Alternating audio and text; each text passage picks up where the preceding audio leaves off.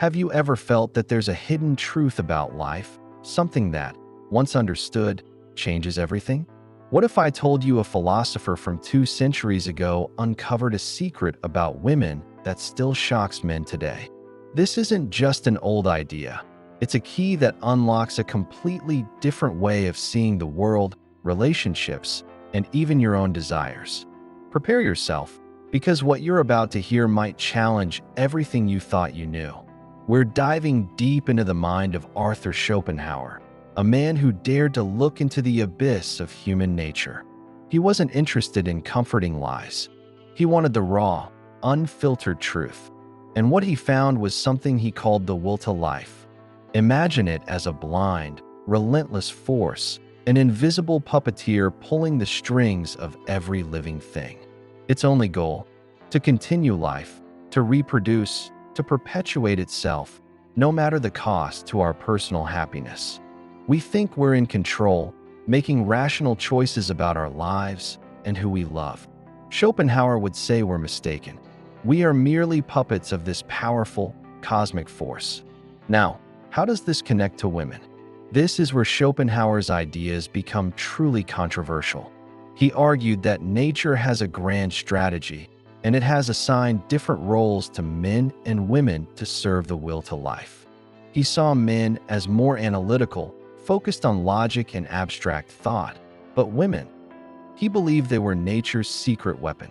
He claimed women operate on a level of intuition that men can barely comprehend. They are, in his view, the direct instruments of the will. Their instincts, their choices, their very essence are finely tuned to one ultimate purpose: securing the best possible future for the next generation. It's not about personal happiness or individual love stories. It's about the survival of the species. Here's a thought that might keep you up at night.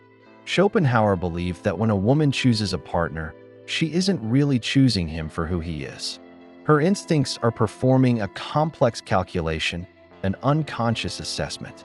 She is looking for the traits that will best complement her own to produce the strongest, healthiest offspring.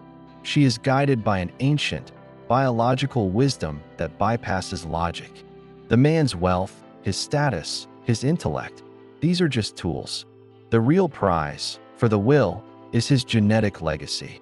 This means that the feeling we call love at first sight is, according to Schopenhauer, not a magical connection between two souls. It is the will to life recognizing a perfect genetic match. It's a biological command, not a romantic choice. This idea is unsettling, isn't it?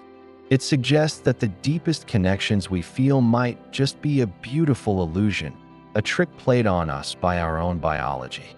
Schopenhauer goes even further. He suggests that this is why men and women so often seem to misunderstand each other. Men, he says, are driven by their own individual desires and ambitions. They build empires, create art, and seek knowledge for their own sake. But for women, Schopenhauer argued, these are secondary. Their primary, unconscious focus is always on the continuation of the species. They are the guardians of the future, and this gives them a different kind of wisdom, one that is practical, grounded, and intensely focused on life itself. Think about the power dynamics in relationships. Schopenhauer would say they are not just social constructs. They are a reflection of this fundamental biological mission. He observed that women possess a unique kind of cunning, a strategic mind for navigating the social world to achieve their biological aims. He didn't mean this as an insult. He saw it as a testament to their crucial role in nature's grand design. They are masters of the unseen, the unspoken, the intuitive. While a man might build a fortress, a woman, in Schopenhauer's view, can conquer it with a glance. Her power isn't in brute force. It's in her profound connection to the life force itself. So what happens after the goal is achieved? After children are born? Schopenhauer paints a rather bleak picture. He believed that once the will to life has secured its future, the illusion of romantic love often fades. The biological mission is complete. What's left are two individuals who may find they have very little in common. This, he claimed, is the source of much of the disappointment and disillusionment found in long-term relationships. The passion that brought them together was a tool for the species, and once its job is done, it's discarded. It's a chilling thought that the most intense feeling a human can experience might have an expiration date, set not by our hearts, but by our genes. But let's pause for a moment. Is this the whole story? Was Schopenhauer just a bitter man projecting his own unhappiness onto the world? Many critics say yes.